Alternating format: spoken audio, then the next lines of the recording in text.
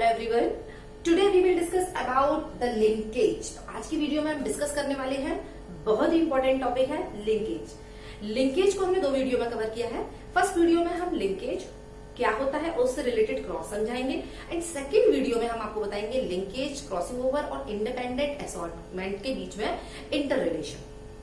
AIIMS के assertion और reason वाला जो क्वेश्चन होते हैं वो अक्सर इन वीडियो से बनते हैं, लिंकेज से। ओके, तो चलिए स्टार्ट करते हैं लिंकेज कि लिंकेज है क्या। देखिए, लिंकेज को अगर मैं जनरल लैंग्वेज में अगर मैं कहूं तो इसको मैं सिंपल भाषा में यही कहूंगी कि फ्रेंडशिप बिटवीन जीन्स के बीच की फ्रेंडशिप। देखिए, आपने अपनी क्लास में देखा होगा, फॉर एग्जाम्पल लाइन से कुछ लड़कियां बैठी हुई हैं, ठीक है, क्लासरूम में, तो उसमें दो लड़की, उनके बीच में बड़ी क्लोज फ्रेंडशिप होती है। ठीक है, अगर वो पानी पीने भी जाएंगी तो साथ में जाएंगी। ठीक है, मैम से फाइल चेक कराना है तो साथ में जाना है। ठीक है, कहीं घूमने जाना है तो साथ में जाना है, मतलब जहां भी जाना है साथ में ही जाना है। क्यों? क्योंकि उनके बीच की जो फ्रेंडशिप होती है बड़ी क्लोज होती है। तो ऐसी फ्रेंडशिप हमें जीन्स के बीच में देखने को मिलती है कि वो जीन्स इतनी ज्यादा पास, इतनी ज्यादा क्लोज प्रेजेंट होती है और उनके बीच में इतनी क्लोज फ्रेंडशिप होती है कि वो जहां भी जाएंगी, जीन्स कहाँ जाती है? जीन्स जाती है दूसरी जनरेशन में। जीन्स कहाँ जाती है? पेरेंट्स से बच्चों में। तो वो जहां भी जाएंगी साथ साथ जाएंगी। ठीक है, यानी कि कोई चेंज उनमें नहीं मिलेगा और वो साथ साथ ही ट्रांसफर होंगी। तो जीन्स की इस टेंडेंसी को, एक साथ रहने की और एक साथ ट्रांसफर होने की इस टेंडेंसी को हम बोलते हैं लिंकेज। तो लिंकेज को कैसे डिफाइन करेंगे हम? नोट करिए, the tendency between genes to remain together and inherited together is known as linkage. तो लिंकेज क्या है? जीन्स के बीच की वो टेंडेंसी जिससे वो एक साथ रहती हैं और एक साथ दूसरी जनरेशन में ट्रांसफर होती हैं, इनहेरिटेड होती हैं। जीन्स की इस टेंडेंसी को हम बोलते हैं लिंकेज। अभी तो बेटा बस डिफाइन किया है, आगे इसमें आपको बहुत डीप जाना है। अगर एम्स के लेवल के क्वेश्चन करने हैं तो इस टॉपिक को तो आप बहुत अच्छे से समझिए।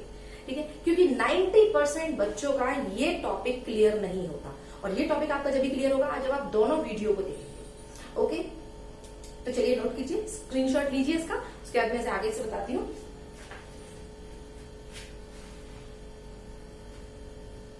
चलिए, तो लिंकेज को डिस्कवर किसने किया था? ठीक है, तो देखिए साइंटिस्ट हैं, इनका नाम है बैट्सन एंड पुनेट। ये दो साइंटिस्ट हैं जिन्होंने काम किया था स्वीट पी।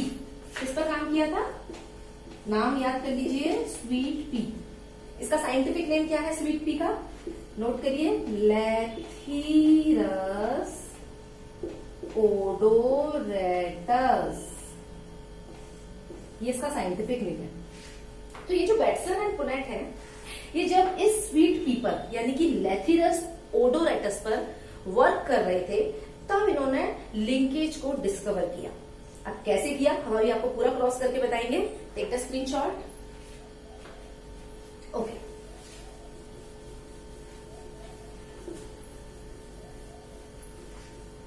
तो देखिए इन्होंने दो कैरेक्टर चूज किए इस प्लांट में। सबसे पहला किया इन्होंने फ्लावर का colour of flower. Okay, and second इन्होंने किया पॉलन ग्रेन्स जानते हैं? बहुत छोटे छोटे से फ्लावर के एंथर जो होता है उसमें होते हैं बहुत छोटे छोटे से पार्टिकल्स होते हैं। ठीक है, जो आगे जाके फीमेल के स्टिग्मा पर जाते हैं और नया प्लांट बनाने में हेल्प करते हैं। ठीक है, उसके अंदर गैमीट भी होते हैं। चलिए, हम इसके बारे में नहीं, हम पॉलन ग्रेन की सिर्फ शेप के बारे में बात करेंगे यहाँ पर। तो पॉलन ग्रेन्स की क्या ली उन्होंने? शेप। ओके, फर्स्ट लिया फ्लावर का कलर एंड सेकंड लिया पॉलन ग्रेन का शेप। तो फ्लावर का जो उन्होंने कलर लिया था उसमें दो थे, एक थे पर्पल एंड रेड, यानी कि उनको दो टाइप के फ्लावर मिल रहे थे, पर्पल और रेड इस प्लांट में। एंड पॉलन ग्रेन की जो शेप मिल रही थी वो मिल रही थी कैसी, लॉन्ग, कुछ पॉलन ग्रेन्स कैसे थे, लॉन्ग थे एंड राउंड, और कुछ पॉलन ग्रेन्स कैसे थे, राउंड थे यानी कि गोल थे। ठीक है, तो दो कैरेक्टर इन्होंने लिए। जैसे मैंने आपको डाइहाइब्रिड क्रॉस कराया था उसमें हमने दो कैरेक्टर लिए थे, सीड की शेप और सीड का कलर। उसी तरह से ये भी एक डाइहाइब्रिड क्रॉस है और इसमें हमने दो कैरेक्टर लिए, फ्लावर का कलर जो पर्पल और रेड थे इसमें, एंड पॉलन ग्रेन्स की शेप जिसमें long and round pollen grains थे। अब इनके बीच में कराया क्रॉस। कैसे कराया कि एक उन्होंने लिया कैसा प्लांट लिया, एक उन्होंने जिसका जो फ्लावर था वो पर्पल कलर का था। कैसा था, पर्पल कलर का, और उसके जो पॉलन ग्रेन्स थे वो कैसे थे, long, purple and long. Okay clear. अच्छा, फिर उन्होंने दूसरा प्लांट लिया, ठीक है, और दूसरे प्लांट में कैसा था, दूसरा कलर क्या है, रेड, रेड फ्लावर था और एंड राउंड उसके पॉलन ग्रेन्स थे। आपको समझ में आ रहा है कैसे कैसे लिया उन्होंने। जो दो प्लांट लिए स्वीट पी के, उसमें से एक प्लांट में पर्पल फ्लावर था और लॉन्ग पॉलन ग्रेन्स थे, ठीक है, और दूसरे में रेड फ्लावर था और राउंड पॉलन ग्रेन्स थे। ठीक है, इनके बीच में उन्होंने क्रॉस कराया।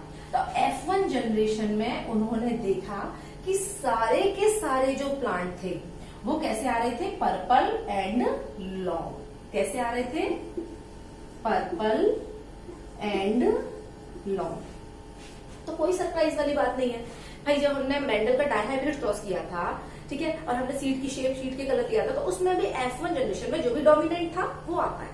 ठीक है, ये हमने आपको बताया था, यानी कि पर्पल और लॉन्ग ये क्या है, डोमिनेंट है। तो चलिए अब इनके फटाफट से अल्फाबेट और बना लीजिए आप। ठीक है, फ्लावर कलर के लिए पर्पल के लिए कैपिटल P ले लीजिए क्योंकि ये डोमिनेंट है। ठीक है, और रेड के लिए स्मॉल p ले लीजिए क्योंकि ये रेसेसिव है। पॉलन ग्रेन्स की शेप के लिए लॉन्ग के लिए कैपिटल L ले लीजिए। ओके, एंड राउंड के लिए कैपिटल R ले लीजिए। ले सकते हैं क्या, राउंड के लिए कैपिटल R ले सकते हैं, नहीं ले सकते। ये मैंने आपको डाइहाइब्रिड में भी बताया था, कभी भी एक कैरेक्टर के लिए दो अल्फाबेट्स नहीं लेते। अगर आपने यहाँ पॉलन ग्रेन की शेप एक कैरेक्टर है और अगर आपने इसके लिए कैपिटल L ले रखा है, ठीक है, तो आपको इसके दूसरे फॉर्म के लिए भी L ही लेना पड़ेगा। आप उसके लिए कोई और अल्फाबेट नहीं सिलेक्ट कर सकते। ये जेनेटिक्स का बेसिक रूल है। ओके, कि आपको एक कैरेक्टर के लिए एक ही अल्फाबेट लेना है, तो आपको राउंड के लिए स्मॉल r ही लगाना पड़ेगा क्योंकि वो उसी का एक फॉर्म है, इसी कैरेक्टर का एक फॉर्म है। तो चलिए, तो फटाफट से इसको पुट कर दीजिए वैल्यू को। पर्पल के लिए कैपिटल P एंड लॉन्ग के लिए कैपिटल L एंड रेड के लिए स्मॉल p एंड राउंड के लिए हमने क्या लिया है, स्मॉल l। ठीक है, ये क्योंकि पेरेंट है इसलिए हमने इसको P से शो किया है क्योंकि ये पेरेंट जनरेशन है। ठीक है, चलिए अब हमने क्या किया, इसको इसके बीच में क्रॉस कराया। ठीक है, पहले गैमीट बना लेते हैं और फिर क्रॉस कराते हैं। गैमीट बनाना आप सभी को आता है, कैपिटल P और कैपिटल L, ये गैमीट, एक गैमीट इसका बन गया, और स्मॉल p स्मॉल l, एक गैमीट इसका बन गया। अब हमने इन गैमीट के बीच में फ्यूज कराया, ठीक है, जिसको हम बोलते हैं क्या, फर्टिलाइजेशन। और इसमें क्या होगा, capital P small p, capital P small p, capital L small l, capital L small l। इस तरह से हमें कॉम्बिनेशन मिला। यहाँ तक कुछ चेंज नहीं है, सिंपल जैसा मेंडल का डाइहाइब्रिड क्रॉस था सेम वैसा ही हमने यहाँ किया है, सिर्फ और सिर्फ हमने कैरेक्टर यहाँ चेंज किए हैं, बाकी कोई चेंज नहीं है। ठीक है, अब पर्पल एंड लॉन्ग ये हमारी F1 जनरेशन है। ठीक है, हमने क्या किया, जैसा कि हमने वहां किया था, पर्पल एंड लॉन्ग जैसे दो प्लांट ले लिए और उनके बीच में फिर हमने सेल्फिंग कराई। क्या कराई, सेल्फिंग कराई। जैसा कि हमने उस डाइहाइब्रिड क्रॉस में किया था कि हमने यहाँ लिया पर्पल एंड लॉन्ग, एक प्लांट ले लिया और एक और प्लांट हमने ऐसा ही ले लिया, पर्पल एंड लॉन्ग। और इनके बीच में हमने क्या कराई, सेल्फिंग। सेल्फिंग का मतलब होता है कि जब आप एक ही पेरेंट के बच्चों के बीच में क्रॉस कराते हो तो उसको हम सेल्फिंग बोलते हैं, या इसको ब्रदर सिस्टर मेटिंग भी बोलते हैं, क्योंकि ये दोनों एक ही पेरेंट्स के बच्चे हैं। ओके, ठीक है। चलिए, हमने सेल्फिंग कराई इसके बीच में, तो हमें क्या मिला। अब मैं यहाँ पे पूरा चेकर बोर्ड नहीं बनाऊंगी, और ना ही आपको अगर लेके जाता है तो एग्जाम में चेकर बोर्ड बनाने की जरूरत है। आप सिंपल इसमें रिजल्ट लिख दीजिए, ठीक है, सिंपल आप इसमें रिजल्ट लिख दीजिए। देखिए, जब आपने मेंडल का डायहाइब्रिड क्रॉस किया था तो आपका एक्स जो रेशो आया था वो कौन सा आया था, याद कीजिए फटाफट से। आपको purple and long, purple and long ऐसे प्लांट मिले थे, ठीक है। कितने मिले थे, पर्पल एंड लॉन्ग वाले प्लांट कितने मिले थे आपको, 9, याद कीजिए, कितने मिले थे, 9। ओके, आपको रेड एंड राउंड वाले प्लांट कितने मिले थे। अगर आपको मेंडल का डायहाइब्रिड क्रॉस नहीं याद आ रहा तो ऊपर मैंने आई बटन पे दे रखा है, आप इसे क्लिक करके देख लीजिए।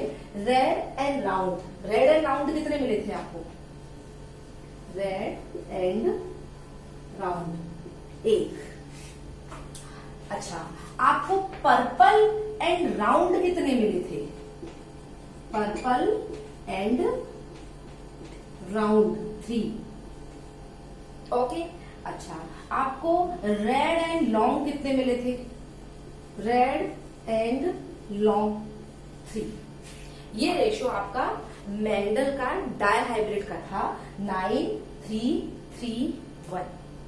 यहां तक कोई डाउट, ठीक है। ऐसा आपको मिला था, तो हमने उम्मीद की कि जब हम एक और डायहाइब्रिड क्रॉस करा रहे हैं और 2 कैरेक्टर कोई से भी ले रहे हैं तो यहाँ भी हमें यही रेशो मिलना चाहिए था। बेटसन एंड गुलेट को यही उम्मीद थी कि यहाँ भी हमें यही रेशो मिलना चाहिए था। ओके, तो हम इसको लिख सकते हैं एक्सपेक्टेड रेशो, एक्सपेक्टेड रेशो, क्योंकि हमें इसकी एक्सपेक्टेशन थी कि हमें 9331 रेशो मिलना चाहिए था, लेकिन हमें ये रेशो इस क्रॉस में नहीं मिला। यहीं से हमारी वीडियो चेंज, कि हमें इस क्रॉस में ये रेशो मिला ही नहीं, और हमें जो रेशो मिला यानी कि ऑब्जर्व्ड रेशियो, हमें जो यहां पर रेशो मिला वो कौन सा मिला, 11, 1, 1, 3। हमें यहां पर ये रेशो मिला 11, 1, 1, 3। आपको एग्जाम में यही क्रॉस बनाकर आना है, ठीक है, अगर लिंकेज के बारे में आता है तो। अब आप समझिए, सिंपल डायहाइब्रिड क्रॉस है, F1 जनरेशन तक सब कुछ सेम है, F2 जनरेशन तक हमें उम्मीद थी, एक्सपेक्टेशन थी कि रेशो हमें 9, 3, 3, 1 मिलना चाहिए था, लेकिन हमें ये रेशो नहीं मिला। हमें कौन सा रेशो मिला, 11, 1, 1, 3। हमें यहाँ रेशो चेंज मिला, और यहीं से हमने सोचा कि कुछ ना कुछ चेंज है मेंडल के डायहाइब्रिड क्रॉस में और इसमें। अब वो क्या चेंज है, वो ये चेंज है कि यहाँ लिंकेज हो रही है और वहां लिंकेज नहीं हो रही। जरा गौर से देखिए आप इसको, देखिए पेरेंट कौन सा था, purple and long and red and round. Okay, ये 2 पेरेंट थे। अब ध्यान से देखिए, बड़ी इंपॉर्टेंट चीज बता रही हूं मैं, पर्पल एंड लॉन्ग पेरेंट थे और रेड एंड राउंड, ये 2 ही तो पेरेंट थे। अब जरा देखिए पर्पल एंड लॉन्ग इन चारों में से कौन है, purple and long. Okay, purple and long ये है, ठीक है। चलिए, रेड एंड राउंड इन चारों में से कौन है, रेड एंड राउंड, ये रेड एंड राउंड है, ये पर्पल एंड लॉन्ग है, यानी कि ये 2, इनको हम बोलेंगे पेरेंटल कैरेक्टर्स। अच्छा, अब ये जो है पर्पल एंड राउंड, क्या ये इन दोनों में था कोई, पर्पल एंड राउंड कॉम्बिनेशन वाला कोई पेरेंट था इसमें, purple and long, red and round, purple and round वाला कोई नहीं था, यानी कि इसको हम बोलेंगे रिकॉम्बिनेंट, नया कैरेक्टर। क्या बोलेंगे इसे हम, रिकॉम्बिनेंट, नया character. Okay, red and long वाला कोई पेरेंट था नहीं, इसको भी हम बोलेंगे रिकॉम्बिनेंट, नया कैरेक्टर। तो यहां पर 2 तो है पेरेंटल कैरेक्टर्स और दो है यहाँ पर रिकॉम्बिनेंट यानी कि न्यू कैरेक्टर्स। तो आप जरा देखिए यहाँ पर जरा जो क्रॉस है उसमें न्यू कैरेक्टर्स बहुत कम नाम मात्र के आ रहे हैं।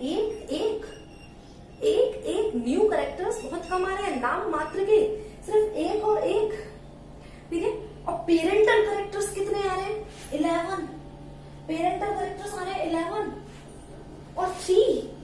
इतने ज्यादा पेरेंटल कैरेक्टर्स। देखिए लिंकेज के जो क्रॉसेस होते हैं उनकी खास बात यही होती है कि उसमें जो पेरेंटल कैरेक्टर्स हैं वो बहुत आते हैं और जो न्यू कैरेक्टर्स हैं जो रिकॉम्बिनेंट हैं वो बहुत बहुत कम आते हैं।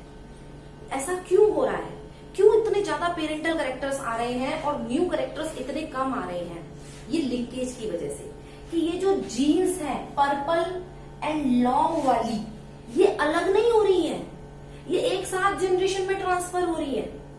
ये एक साथ जनरेशन में ट्रांसफर हो रही है। भाई अगर लॉन्ग वाली पर्पल वाली से अलग हो जाए तो लॉन्ग वाली के साथ यहाँ पर राउंड वाली आ जाए तो पर्पल एंड राउंड बन जाए। लेकिन जब मैं कह रही हूं कि लॉन्ग वाली पर्पल वाली के साथ अलग हो ही नहीं रही, उसी के साथ जा रही है दूसरी जनरेशन में भी, तो कैसे यहाँ पर्पल एंड राउंड आ जाएगा? भाई पर्पल के साथ या तो लॉन्ग आ सकता है या राउंड आ सकता है, लेकिन यहाँ पर राउंड वाला तो जब ही आएगा ना जब लॉन्ग वाली यहाँ से हटे और राउंड वाली यहाँ पर आए। लेकिन यहाँ राउंड वाली नहीं आ रही, अभी नहीं आया समझ में। आप इसका स्क्रीनशॉट लीजिए, फिर मैं पूरा क्रोमोसोम बनाकर और इसको बड़ा डीप समझाने वाली हूँ आपको। Take the screenshot.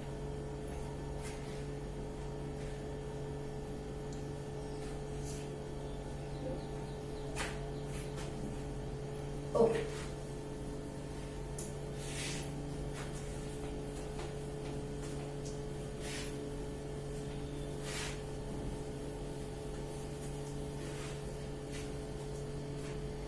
चलिए अब हम आपको यहाँ पर बड़ा ही डीप इसको समझाने वाले हैं कि पेरेंटल कैरेक्टर्स इतने ज्यादा क्यों मिले और रिकॉम्बिनेंट्स यानी कि नए कैरेक्टर इतने कम क्यों हुए। तो हमने यहाँ पर दो लिए थे, एक तो हमने लिया था क्या purple and long, okay, and दूसरा कैरेक्टर हमने लिया था यहाँ पर रेड एंड राउंड। देखिए होमोलोगस क्रोमोसोम का कॉन्सेप्ट क्लियर है, आपको अच्छी तरह से पता है कि हमारे अंदर 23 पेयर्स ऑफ क्रोमोसोम्स होते हैं। कितने होते हैं? 23 पेयर्स ऑफ क्रोमोसोम्स, ठीक है। तो उसमें से अगर मैं यहाँ पर एक पेयर ले लूं, उस क्रोमोसोम में से 23 में से अगर मैं यहाँ पर एक पेयर ले लूं, ठीक है, इसको हमने बोला वन होमोलोगस क्रोमोसोम एक ले लिया है, ठीक है। ऐसे कितने हैं? ऐसे कितने हैं? 23, ठीक है। समझ में आ रहा है आपको? देखिए इस तरह से 1 2 3 4 5 ऐसे आपके कितने सारे हैं? 23 पेयर हैं। कितने ऐसे? 23 पेयर। और मैंने इसमें से सिर्फ एक लिया है, ठीक है, एक होमोलोगस क्रोमोसोम लिया है। लिंकेज समझना है आपको तो इतना डीप तो आपको जाना ही पड़ेगा। इसमें से मैंने सिर्फ एक लिया है। चलिए अब यहाँ पर मैं उन जीन्स को दिखा रही हूँ जो अभी अभी मैंने क्रॉसेस में बनाई थी, ठीक है। कौन सी जीन्स बनाई थी हमने? पर्पल लॉन्ग, ठीक है। दो कैरेक्टर लिए थे। सबसे पहले हम कलर की बात करते हैं। सबसे पहले कलर की, देखिए आपको एक जीन जो जीन्स की पोजीशन है उसी हिसाब से सेट करनी पड़ेगी। अगर पर्पल को मैं यहाँ रख देती हूँ, यहाँ पर रख देती हूँ, ये है पर्पल, यानी कि यहाँ पर्पल वाली जीन है इस जगह पर। अच्छा लॉन्ग वाली जो जीन है उसको मैं यहाँ रख देती हूँ, ये कौन सी है? लॉन्ग पोलन ग्रेन वाली जीन, ठीक, जो अभी अभी हमने प्रोसेस में बताया। अब यहाँ हम रखते हैं, इसी के बिल्कुल सामने रखना है आपको, पर्पल वाली जीन है अगर तो इस जगह कौन सी होगी? रेड वाली जीन, ओके। जो एक ही कैरेक्टर की जो जीन्स होती है, ठीक है, उनकी पोजीशन सेम होती है। और यहां हमने रखा कौन सा? लॉन्ग। लॉन्ग का दूसरा फॉर्म कौन सा होता है? राउंड। यहां हमने रख दी राउंड वाली चीज, ठीक है। अब आपने 11th क्लास में सेल डिवीजन में एक टॉपिक पढ़ा होगा, दैट इज क्रॉसिंग ओवर। क्या बोलते हैं उसे? Crossing over. क्रॉसिंग ओवर में होता क्या है, मैं जनरल बता देती हूँ आपको कि जो जीन्स होती हैं वो एक दूसरे से पार्ट्स एक्सचेंज करती हैं। इधर के क्रोमोसोम की जो जीन्स हैं, ठीक है, वो इधर जाती हैं और इधर का जो पार्ट है वो इधर आता है। यानी कि क्रोमोसोम की जो जीन्स है वो पार्ट्स एक्सचेंज करती है। Exchange of genes crossing over में होता है। तो यहां भी होगा। चलिए बनाते हैं हम यहाँ पर। ओके, तो हमने क्या किया, चलिए क्रॉसिंग ओवर हम यहाँ पूरे में से इस जगह करा देते हैं। वैसे क्रॉसिंग ओवर कहीं भी हो सकता है, यहाँ भी हो सकता है, यहाँ भी हो सकता है, यहाँ भी हो सकता है, यहाँ भी हो सकता है, यहाँ भी हो सकता है, यहाँ भी पूरे क्रोमोसोम में कहीं भी जीन का कोई भी पार्ट उठ के इधर जुड़ सकता है और यहाँ का कोई भी पार्ट जुड़कर इधर जुड़ सकता है। तो मैं चलो यहाँ करा देती हूँ। इस जगह का एक पार्ट यहाँ जोड़ देते हैं और इस जगह का यहाँ जोड़ देते हैं। तो चलिए फटाफट से शिफ्ट करिए इसे। इसको पर्पल वाली को यहां से हटाकर यहां लगा दीजिए और रेड वाली को यहां से उठाकर यहां लगा दीजिए फटाफट से।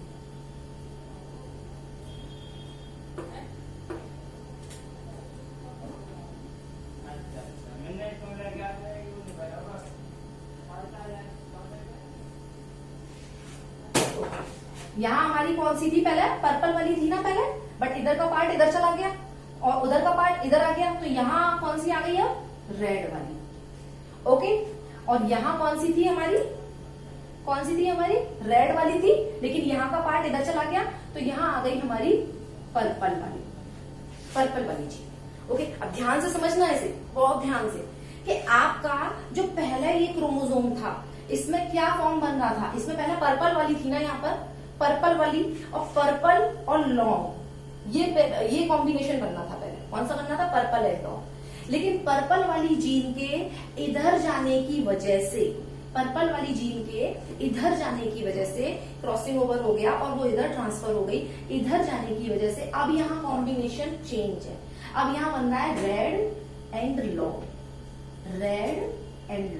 अब अपना जरा क्रॉस देखिए, उसमें बताइए जरा कि पर्पल एंड लॉन्ग वाला तो पेरेंटल कैरेक्टर था, वो तो पेरेंटल कैरेक्टर था, पेरेंट्स में था वो, ठीक है।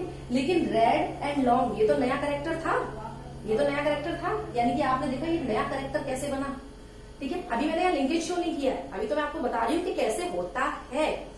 तो क्रॉसिंग ओवर होने की वजह से जीन्स एक दूसरे के साथ एक्सचेंज हो गई और यहाँ देखिए नया कैरेक्टर बना रेड एंड लॉन्ग। देखिए जरा फटाफट, जो 1 रेशो आया था मेरा अभी जो क्रॉस कराया था उसमें रेड एंड लॉन्ग था कि नहीं था। ओके, और दूसरा कॉम्बिनेशन कौन सा था, पर्पल एंड राउंड था, ठीक है। दूसरा जो नया कॉम्बिनेशन था पर्पल राउंड, दोनों नए नए बन गए, ठीक है। अब क्या होगा, जब ये जो दोनों नए नए बन जाते हैं ना, तो ये पेरेंट का ये वाला क्रोमोसोम है, जब गैमीट होता है ना, गैमीट फॉर्मेशन होता है, तो याद रखना ये तो अलग गैमीट में जाता है और ये वाला है ये अलग गैमीट में जाता है। और अगर इस गैमीट को अपना पेयर मिल जाएगा तो ये अलग बेबी बनाएगा, बेबी प्लांट, ठीक है, या बेबी एनिमल, ठीक है। और ये वाला जो होगा वो अलग बेबी बनाएगा। यानी कि अगर ये वाली जीन इधर ही होती और उधर नहीं जाती तो यहाँ पर्पल एंड लॉन्ग वाला कैरेक्टर आता है इस बेबी में, और अगर ये वाली जीन इधर ही होती तो यहाँ रेड एंड राउंड वाला कैरेक्टर आता है इस बेबी में, है ना। ये पहली वाली कंडीशन। तो रेड एंड राउंड वाला जो था वो भी पेरेंटल कैरेक्टर था और पर्पल एंड लॉन्ग वाला था, ये भी पेरेंटल कैरेक्टर था। लेकिन यहाँ क्योंकि एक्सचेंज हो गया, इधर का इधर हो गया, तो यहाँ पर रेड एंड लॉन्ग वाला नया कैरेक्टर इस बेबी में जाएगा और यहाँ पर पर्पल एंड राउंड ये नया कैरेक्टर इस बेबी में जाएगा। ये बिल्कुल नया कैरेक्टर है, ठीक है। देखिए आप 1 वाले रेशो में ये वाला कैरेक्टर आया है। ओके, तो किस तरह से, देखिए मैं इस तरह से बता देती हूँ आपको। ये मैंने यहाँ पर डीओ से आपको समझाती हूँ, डीओ की बोतल है ये मेरे पास, ठीक है। ये मैंने यहाँ पर शो किया है इस जगह पर, बड़े ध्यान से देखिए।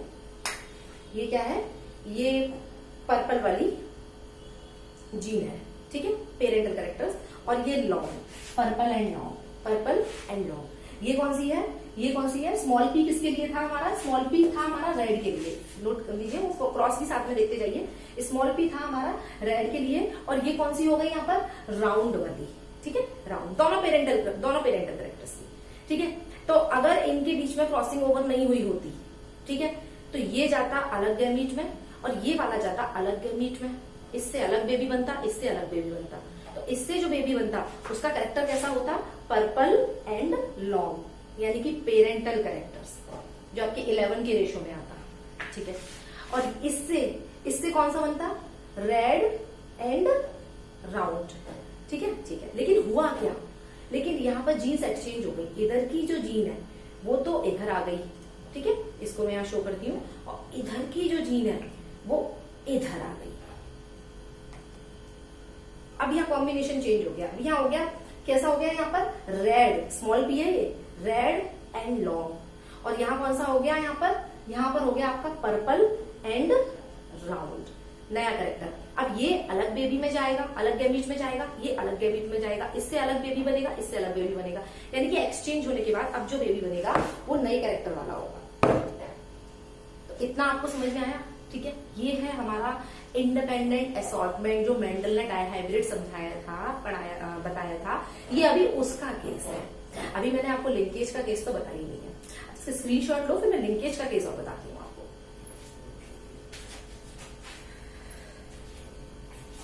देखिए, अब उसी कॉम्बिनेशन को मैं यहां दोबारा बनाने वाली हूं।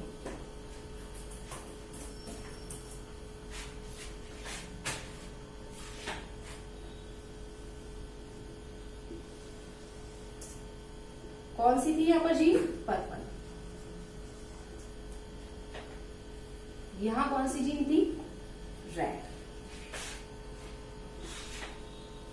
मैं यहां क्या करने वाली हूं कि ये जो जीन इतनी दूर प्रेजेंट है, मैं इसको जरा पास कर देती हूँ, ठीक है। जो पर्पल वाली जीन है और जो लॉन्ग वाली जीन जो इतनी दूर प्रेजेंट है, मैं इसको जरा पास कर देती हूँ यहां, ठीक है। और ऐसे ही रेड वाली, और यहाँ पर कौन सी थी, राउंड वाली। तो राउंड वाली जो मैंने इतनी दूर बना रखी थी उसको भी मैं यहाँ पास कर देती हूँ राउंड वाली। यानी कि जब जीन्स एक दूसरे के बहुत पास प्रेजेंट होती है, बहुत क्लोज प्रेजेंट होती है, मैंने बताया था ना क्लोज फ्रेंड, तो उस कंडीशन में क्या होगा, अब यहाँ जब क्रॉसिंग ओवर होगी, देखिए क्रॉसिंग ओवर अभी भी मैंने पहले जैसे ही कराई है, पहले भी यही कट लगाया था, अब भी यही कट लगाया था। तो क्या होगा कि क्रॉसिंग ओवर होगी, ये दो जीन्स इधर चली जाएंगी और इधर का पार्ट इधर चला जाएगा, ठीक है। इधर वाला पार्ट इधर चला जाएगा, इधर वाला पार्ट इधर चला जाएगा। देखिए अब मैं पर्पल एंड लॉन्ग को इधर कर रही हूँ, ओके।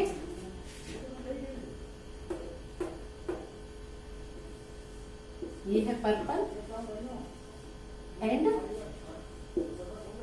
लॉन्ग,